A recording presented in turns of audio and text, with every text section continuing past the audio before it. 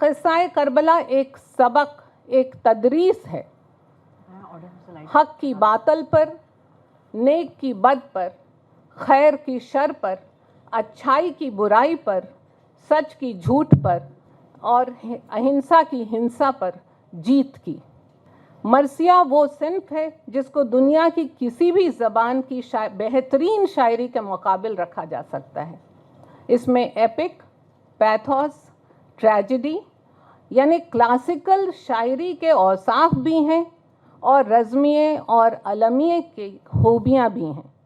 مرثیہ نگاری کے ابتدائی دور سے ہی غیر مسلم شعراء بھی اس سفر میں شامل رہے ہیں۔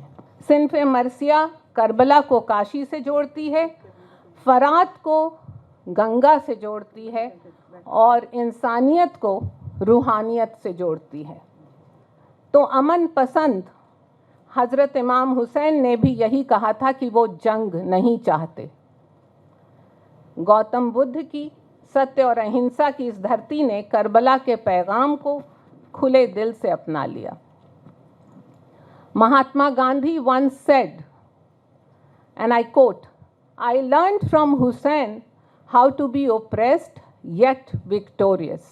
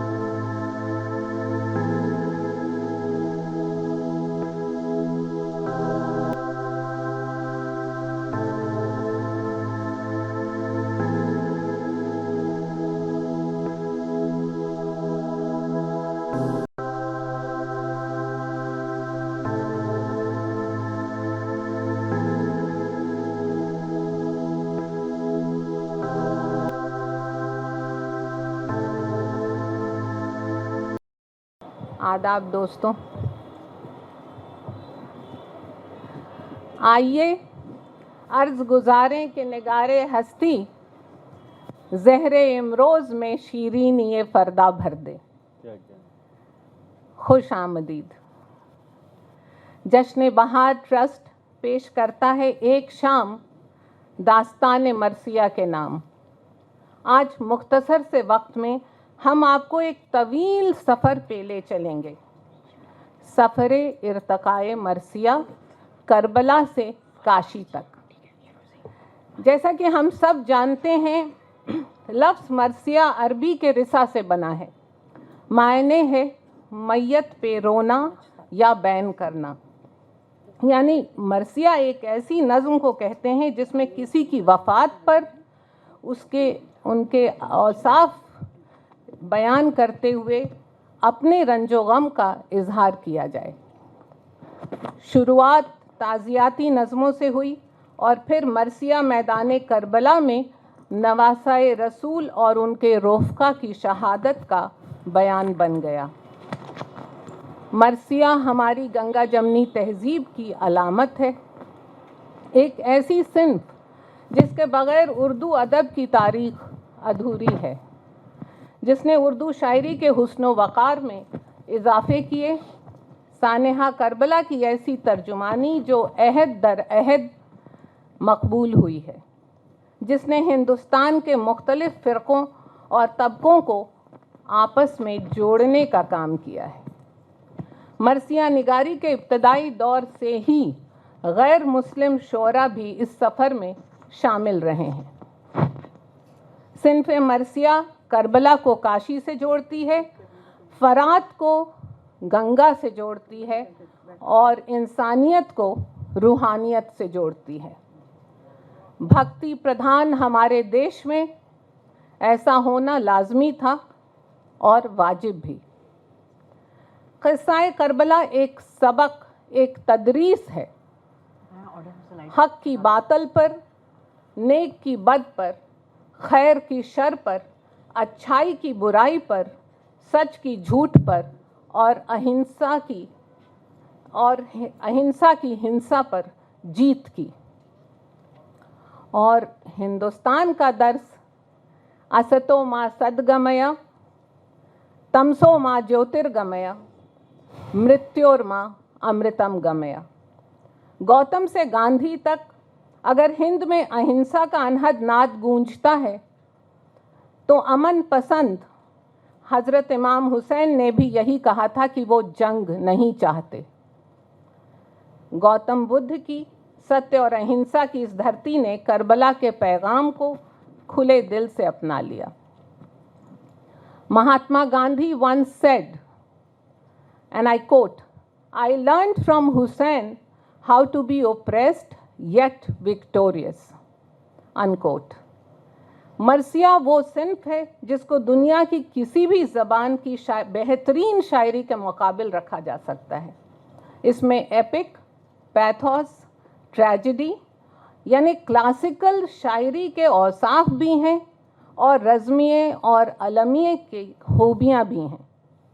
ایک ہی واقعے پر مبنی یا آدھارت ہونے کے باوجود الگ الگ مرثیے میں الگ الگ کردار نگاری اور ماجرا سازی ہے، جس میں ہر شاعر یا مرثیہ گو کا اپنا رنگ و آہنگ اور اپنی فکر و خیال شامل ہے۔ ایک زمانے میں یہ بھی کہا جاتا تھا کہ جس نے مرثیہ نہیں لکھا وہ شاعر ہی نہیں ہے۔ رشتوں کی اہمیت سے آراستہ، دوستوں، رشتوں کی اہمیت سے آراستہ مرثیہ ایک منظوم داستان غم ہے جس کی واقعہ نگاری اور منظر کشی ہندوستانی ثقافت میں رچی بسی ہے۔ آج کی شام ہم مرثیہ نگاری کو ایک صنف ادب کے نظریے سے سمجھنے کی کوشش کریں گے، اس کے اجزائے بیاں، اس کا کلچرل امپیکٹ دیکھیں گے۔ شروع میں سانحہ کربلا کو لوگ عاشور نامہ، روزۃ الشہداء اور کربل کتھا میں سنتے اور پڑھتے تھے۔ اودھ کے قصبوں میں خواتین اپنی علاقائی زبان میں دہے اور پنجاب میں کبت پڑھتی تھیں۔ کشمیر میں کاریگر اور کشیدہ کار بھی کام کے دوران پرسوز مترنم آواز میں کربلا کی داستان گنگناتے تھے۔ اس طرح یہ روایتیں فوک کلچر کی آبیاری کرتی ہوئی مرثیے کی ادبی فضا کے لیے راہیں ہموار کرتی گئیں۔ گو مرثیہ نگاری کی ابتدا دکن میں ہوئی۔ شمالی ہند میں چھنو لال دلگیر اور اس کے بعد میر انیس اور مرزا دبیر نے مرثیے کے فن کو بام و عروج پر پہنچایا اور مرثیہ ایک امپریشنسٹ پینٹنگ، ایک زندہ تصویر بن کے ابھرا، یوں جیسے کربلا آپ کی نظروں کے سامنے ہو۔ قصہ سانحہ کربلا کا اور ریفرنسز خالص ہندوستانی، جیسے خواہاں جو زہرا گلشن زہرا تھے آپ کے، شبنم نے بھر دیے کٹورے گلاب کے۔ اگر صنف مرثیہ کی ارتقاء اور وسعت کی بات کریں تو کربلائی مرثیوں کے علاوہ شہر آشوب اور شخصی مرثیے بھی لکھے گئے۔ نواب سراج الدولہ کی وفات پر رام نارائن موضوع نے کہا، غزالہ تم تو واقف ہو کہو مجنوں کے مرنے کی، دیوانہ مر گیا آخر تو ویرانے پہ کیا گزری۔ اور پھر فن مرثیہ سے سینچی گئی زمین پر پروان چڑھی احتجاجی شاعری، प्रोटेस्ट पोएट्री। तरक्की पसंदों का दौर हो, मार्क्सिस्ट शायर हों या आज़ादी के मतवाले, मर्सिये की तर्ज बुलंद रही।